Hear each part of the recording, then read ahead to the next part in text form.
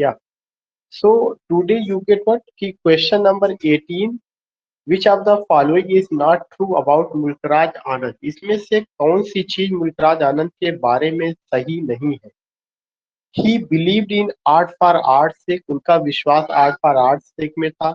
In Mulkraj Anand novel Dickensian frequency of realism is found. Mulkraj Anand के novel में जो डिकेंसियन फ्रीक्वेंसी ऑफ रियलिज्म है वो पाई जाती है. Mulk Raj combine anthropology fiction.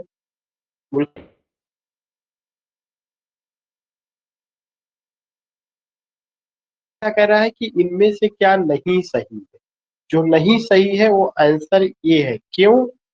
He believed in art for life से. उनका जो विश्वास था कि लिटरेचर जो में जीवन के जितने भी आप कह सकते हैं झंझावतें हैं या जीवन की जो भी प्रॉब्लम्स है, जीवन में जो कुछ भी घटित होता है वो सब लिटरेचर में नजर आना चाहिए. तो यहाँ पे जो ऑप्शन ए दे रहा है वो क्या होना चाहिए? कि believed in art for life से. उनका जो विश्वास था वो किसमें विश्वास था? उनका विश्वास था आर्ट फॉर लाइफ सेक में विश्वास था, ना कि आर्ट फॉर आर्ट सेक में विश्वास था. बाकी जो बी सी डी ऑप्शन दिया गया ये सब सही है कि मुल्कराज आनंद के नावल में डिकेंसियन फ्रीक्वेंसी ऑफ रियलिज्म पाई जाती है. सी वाला है मुल्कराज आनंद ने एंथ्रोपोलॉजी हिस्ट्री और फिक्शन को कंबाइन कर दिया था. मुल्कराज आनंद ने 1935 से पहले 5 किताबें लिखी थी और 1935 क्यों इम्पोर्टेंट है? इसलिए कि उनका पहला नावल जो है अनटचेबल 1935 में आता है, जो उनको इंटरनेशनल रीडर प्रोवाइड कराता है और वो इंटरनेशनल स्तर के नावलिस्ट में शुमार किए जाने लगते हैं. तो इसलिए 1935 की बात कही गई है. अनटचेबल को लेके मैंने आपको बताया था कि उसका जो प्रीफेस या इंट्रोडक्शन था एम फॉस्टर ने लिखा था. अनटचेबल 1935 में गांधी जी का जो साबरमती आश्रम है वहां पे मुल्कराज आनंद वहां पे जाकर के उनके साथ रहे थे, गांधी जी से बहुत प्रभावित थे.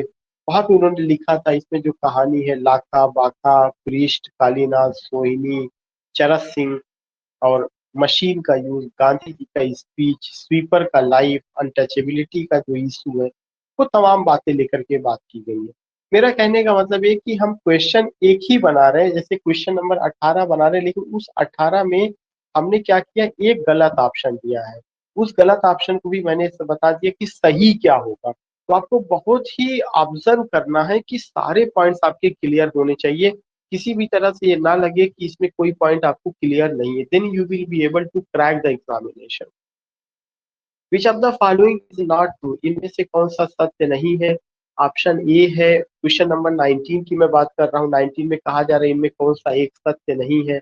Mulk Raj Anand earned a PhD in philosophy in 1929. Mulkraj Anand ने पीएचडी की डिग्री 1929 में प्राप्त की with a dissertation on Bertrand Russell.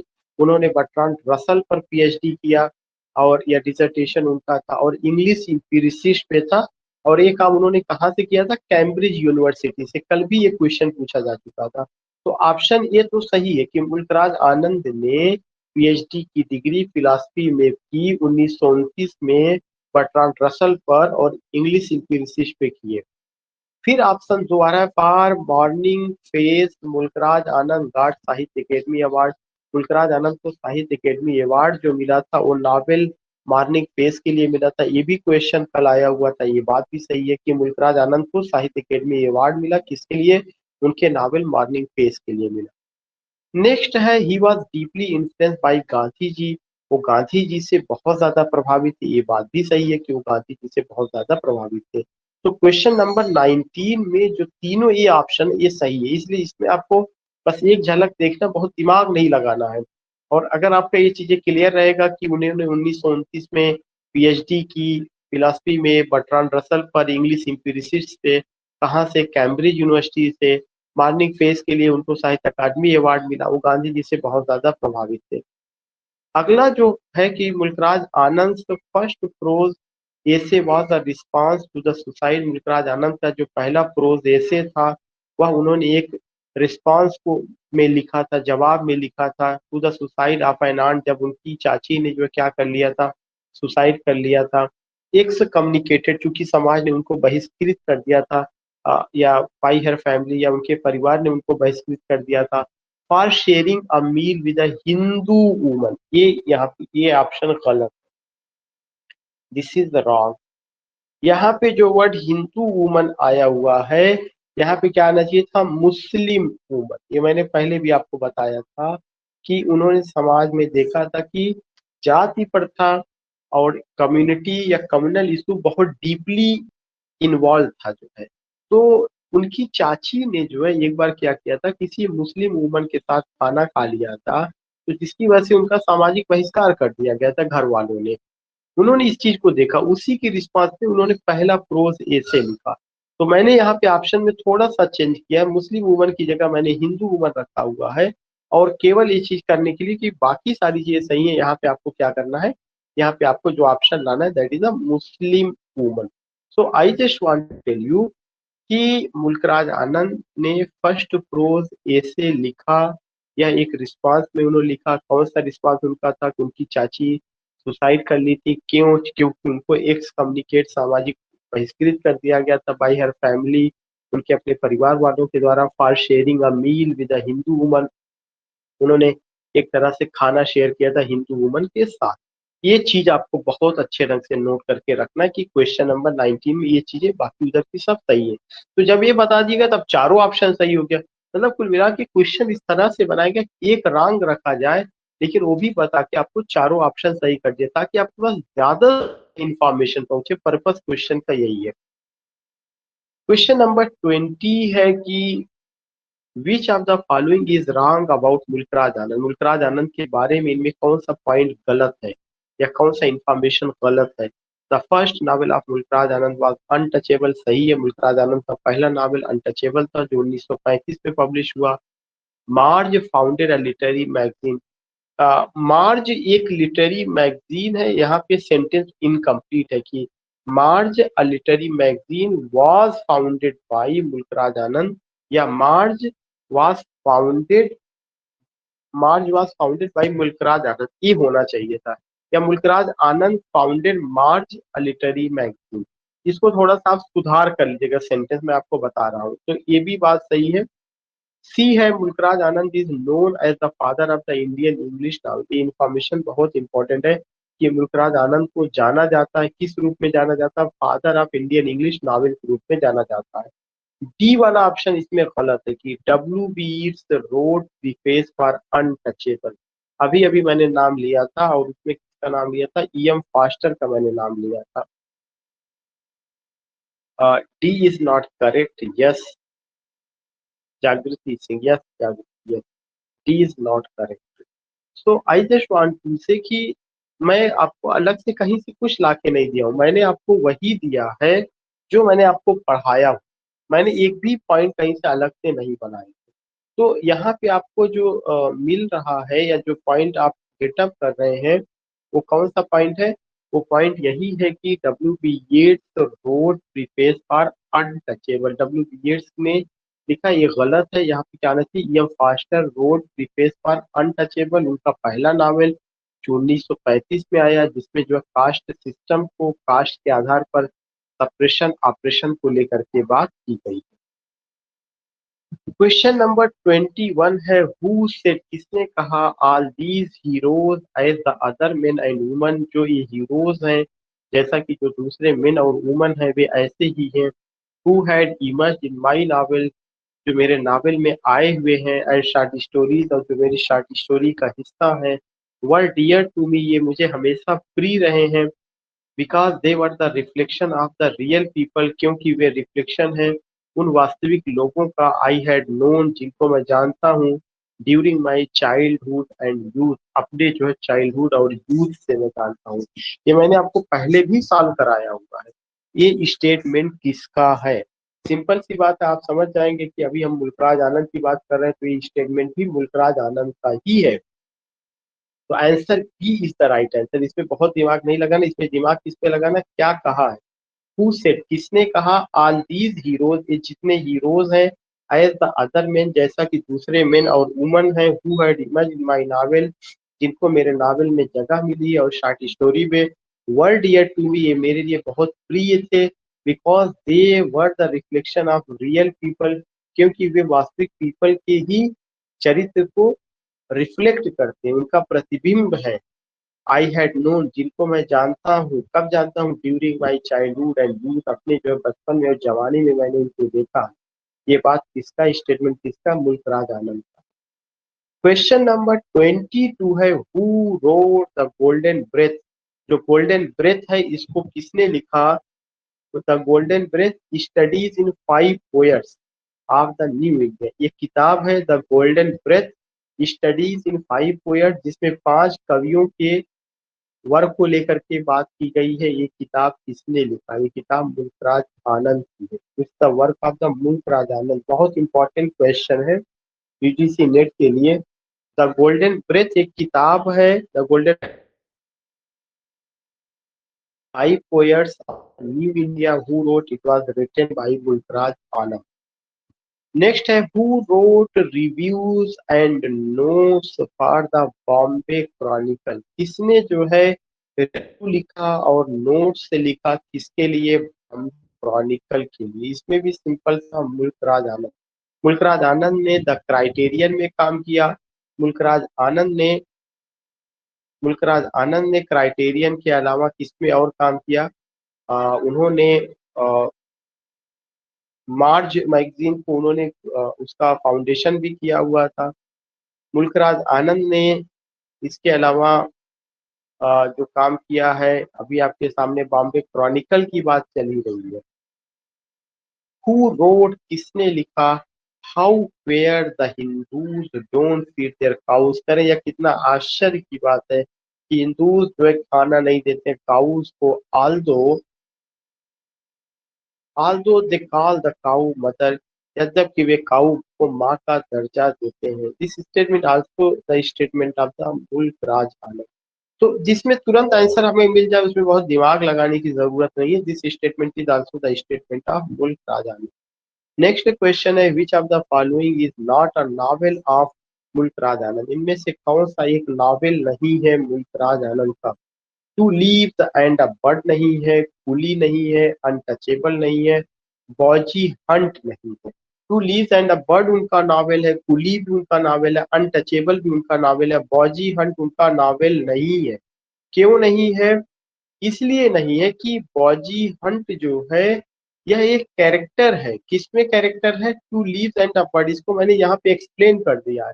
बॉजी Hunt is a tea planter, यह एक टी प्लांटर है in the novel two leaves and a bird. Two leaves और बर्ड में जो है, और यह क्या करता है? यह उस नावल में जो कुली है और जो पीजेंट्स है उनका शोषण करता है। बॉजी हंट इज अ कैरेक्टर या it's a tea planter in the novel two leaves and the bird. बॉजी हंट किसी नावल का नाम नहीं है, ये कैरेक्टर का नाम है। और मुल्कराज आनंद के ही novel two leaves and the bird का कैरेक्टर है, जिसमें वो पुलिस और पीजेंट्स को एक्सप्लॉइट करता है। क्वेश्चन नंबर 26 है, how many short stories collections were written by Anand. Anand ने कितनी शॉर्ट स्टोरीज कलेक्शन लिखा हुआ था? आनंद ने 7 शॉर्ट स्टोरीज कलेक्शन लिखा हुआ था। तो ए बी सी आप देख रहे हैं, सीधे मैं आंसर पे आया, और आंसर क्या उन्होंने कितना लिखा था? 7 शॉर्ट स्टोरी कलेक्शन उन्होंने लिखा था। बाकी ये बॉची वाला ध्यान में आपको रखना है, इट्स हाईली सिग्निफिकेंट। नेक्स्ट है, which of the following is not true. इनमें से कौन सा एक सही नहीं है?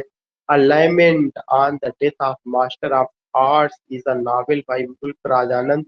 A lament on the death of a master, ये नॉवेल है, मुल्कराज आनंद ने लिखा है। Untouchable was written in Gandhi ji Sabarmati Ashram, ये भी सही है, ऊपर वाला भी सही था। मतलब ए भी सही है, बी भी सही है। Alignment on the death of master एक नावल है जो मुल्कराज आनंद ने लिखा। अनटचेबल जो नावल है वो गांधी जी के साबरमती आश्रम में मुल्कराज आनंद ने लिखा था। Coolie of Mulkraj Anand is known as a total novel of human experience. करें, जो कुली है मुल्कराज आनंद का, ऐसा कहा जाता है कि यह उनके टोटल ह्यूमन एक्सपीरियंस को दिखाता है। फिर है, Mulk Raj Anand received international peace prize in 1950, ये गलत। ये डेट 1952 है। उनको इंटरनेशनल पीस प्राइज जो मिला हुआ है वो 1952 में मिला हुआ है। 1952 में मिला हुआ है। जागृति एक बार और कंफर्म कर लीजिएगा, यू आर राइटिंग 1953, एक बार और कंफर्म कर लीजिएगा इसे जो है। एक्सप्लेन, बाकी ये बात तो सही है, जो बता रहे हम लोग वही है कि उनको जो ये मिला हुआ है, कम मिला हुआ है 52-53, जो भी ऑप्शन आप बता रही, वो एक बार उसको और देखिएगा। मेरी नजर में मुझे ऐसा लगता है 52 रहा है, फिर भी आप एक बार आप लोग उसे देख लीजिएगा, और जैसी क्लास ओवर होगी तुरंत देख लीजिएगा और ग्रुप में मैसेज कर दे, ताकि कंफ्यूजन ना रहे। कोई भी काम जो हो, ऐसा नहीं कि कल देखना है। As I conclude my lecture, your duty is, if there is any confusion you must go with that particular, आपको तुरंत उसको कवर कर लेना।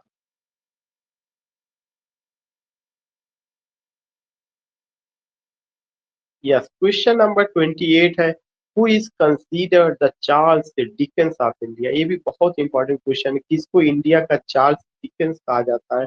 मुल्क राज आनंद को। Who is considered the Charles Dickens of India, किसे इंडिया का चार्ल्स डिकेंस कहा जाता है? मुल्क राज आनंद को। क्वेश्चन नंबर 29 है, who believe that the function of literature is to oppose social evil with a view to showing problems and creating utilitarian social order।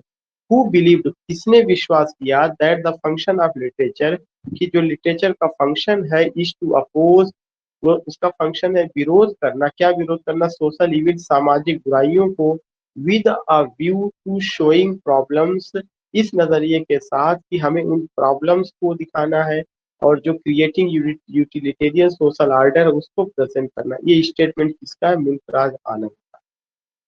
फिर से मैं बता दूं, क्वेश्चन नंबर 29 है, हु बिलीव, किसका विश्वास है, that the function of literature, की लिटरेचर का काम यही है कि is to oppose social evil, कि हमें लिटरेचर में हमें दिखाना है कि समाज में जो बुराइयां हैं हम उसका विरोध कर रहे हैं। हम उसके उस, चाहे वो कहानी के माध्यम से, चाहे वो कविता के माध्यम से, चाहे वो नाटक के माध्यम से, चाहे उपन्यास के माध्यम से, चाहे लेखनी के माध्यम से, लेकिन हमें साहित्य में उन मुद्दों पर बात करनी, उन चीजों पर बात करनी जिसमें ये लगे कि हम समाज में फैली हुई बुराइयों का विरोध कर रहे हैं। ये of literature is to oppose social evil with a view to showing problems and creating utilitarian social order. It's what, it's the statement of Mulk Raj. Question number 30 is very important। Which of the following is not true about the old man and the cow? एक novel है the old man and the cow, ये जो है इसमें क्या चीज सही नहीं है? It's a novel of R K Narayan, पहला ही आपको ये पता चल गया कि यही गलत। ये आर के नारायण का नावल ना होकर के Mulk Raj Anand. Number 1 point, the novel the old man and the cow has the theme of a cruel husband and a weak wife. इसमें जो नावल है the old man and the cow, इसमें जो theme है एक क्रूएल हस्बैंड की और एक वीक वाइफ का थीम दिखाया गया है। ये बात सही है। Panchi and Gauri are the two major character of the novel, ये बात भी सही। इसमें दो मेजर कैरेक्टर पांची और गौरी है। Gauri is my tribute to Indian womanhood is the statement of Mulkraj Anand, ये बात भी सही है कि गौरी के बारे में मुल्कराज आनंद ने कहा है कि यह एक तरह से जो भारतीय नारीत्व है उसके प्रति मेरी एक श्रद्धांजलि है, मैंने गौरी को ऐसे प्रेजेंट किया है। तो the old man and the cow को लेकर के सारे स्टेटमेंट सही है, बस उसमें आर के नारायण की जगह गुलराज आनंद कर देना। मैं एक ऑप्शन थोड़ा सा हल्का रखता हूँ ताकि पर्पज ये है कि आपको चारों ऑप्शन क्लियर हो जाए। चारों option, the death of the hero is based on, जो novel the death of the hero लिखा गया है मुल्कराज आनंद के द्वारा, ये किसकी लाइफ पर है? ये खुद मुल्कराज आनंद की लाइफ पर है, मकबूल शेरवानी की लाइफ पर है, सलीम शेरवानी की लाइफ पर है, या सलीम किदवई की लाइफ पर है? इट्स बेस्ड ऑन मकबूल शेरवानी। इसको हम लोगों ने कई बार डिस्कस किया था कि ये मकबूल शेरवानी की लाइफ पर है। सो क्वेश्चन इतना था जो मैंने किया। बहुत इंपॉर्टेंट क्वेश्चंस अभी आपको मैं शेक्सपियर का शेयर करने जा रहा हूँ। ये मेरी रिक्वेस्ट है कि आप उसे देख लीजिएगा, और कल मैं क्लास मॉर्निंग में लूंगा। मॉर्निंग में करीब 10 बजे के बाद अगर आप फ्री होंगे तो आई विल टेक क्लास। बाकी जो है I just want to know about your feedback. अगर क्या हमें इसी पैटर्न पे चलना चाहिए, या किसी तरह की आपको कोई प्रॉब्लम तो नहीं हो रही, या अगर आपका कोई सजेशन हो तो I would like to go with your suggestion, if you have, या if you want to say anything या कोई और सजेशन हो सकता है कि वो चीजें फ्रूटफुल हो हम लोगों के लिए, या अगर कोई क्लास में और कुछ एक्स्ट्रा चीजें ऐड कराना चाहते हैं। जागृति, Kunwar ji, Manisha and Reema.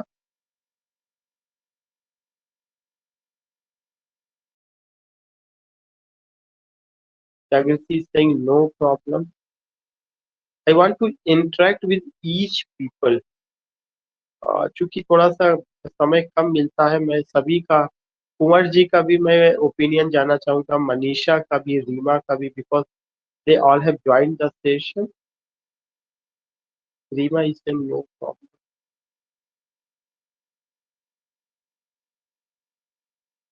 Manisha yes sir no problem. तो इतनी देर की ज्यादातर की दिक्कत नहीं है, कोई ऐसी कोई प्रॉब्लम। ठीक है, तो now concluding here, meet you tomorrow. कल मैं मैसेज कर दूंगा। कल मैं आपको मुल्कराज आनंद कंप्लीट कराऊंगा, और शेक्सपियर का अभी मैं भेजूंगा करीब 50 क्वेश्चन जो यूजीसी नेट में पूछा जा चुका है, बहुत इंपॉर्टेंट है। मैं बार बार कह रहा हूँ कि आप उसे जरूर देखिएगा, और देखने के साथ साथ मैं उसको एक्सप्लेन कराऊंगा। अगर एक्सप्लेन नहीं कराया तो किसी दूसरे प्लेटफॉर्म पे एक्सप्लेन कराऊंगा, वीडियो आपको मैं शेयर करूँ। ठीक है, thanks for joining this session.